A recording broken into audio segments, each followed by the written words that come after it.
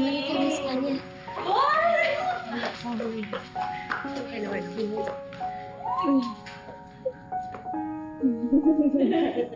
How's Perry? Okay naman po siya. Medyo stable na po pero under strict observation pa rin po. Well, that's good. So that means we can proceed with the album launch. You know, we already have the final title, Yuminary. It's a play on Yumi and the word luminary. Yumi will be the bright light, the new brightest stars in the industry.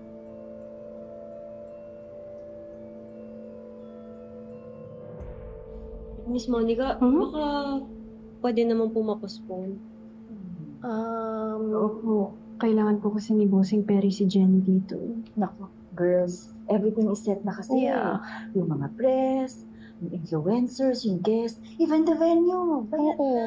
And we can't just cancel the event dahil lang sa personal situations.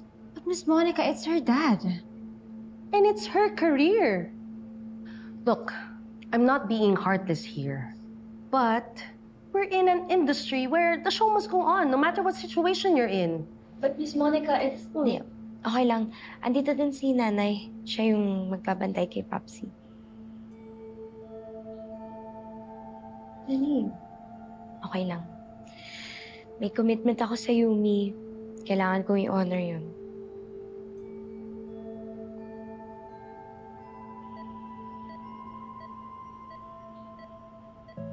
Sa pagbuhos ng ulan, minamastan ang iyong mukha. Pinipilit iguhit ang iyong mga mata. Sakaling ika'y mawala. Di ako humihiling na parang kulang sa pansin. Nais ko lamang na sa habang buhay sa isip kita'y pilit.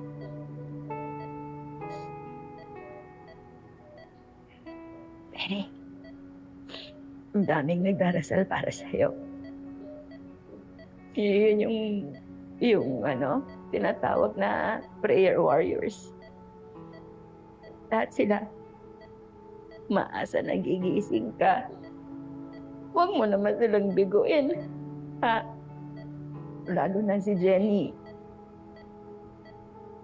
Naniniwala talaga ang batang yon. Kahit hindi na para sa akin, bebe ko. Kay Jenny. Para kay Jenny. Ha? Hindi lang po para sa akin, Nay. Para po sa atin. Sa mga taga-Port Uno at sa lahat na nagmamahal kay Papsi. Anak, kausap ko si Miss Monica. Ano lang sana, konting konsiderasyon na payagan ka lang ba na hindi mo na dumalo dun sa album lounge. At saka, sana ay pinagpaalam mo rin. Na may responsibilidad din po sa Astra and sa Yumi. Alam ko din po na mas gugustuhin ni Papsi na ituloy ko yung pangarap ko.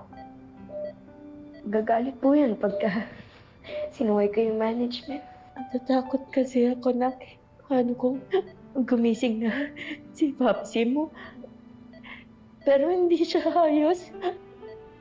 Sandali lang. Gumising lang talaga para magpaalam. Tapos, Hey, Nay, huwag niya pong isipin yan, okay? posibleng mangyari, di ba?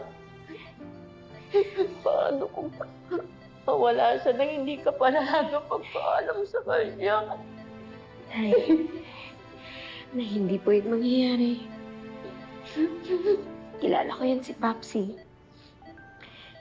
Hindi yan papayag na iiwan niya lang po tayo basta-basta. Nalaban po siya.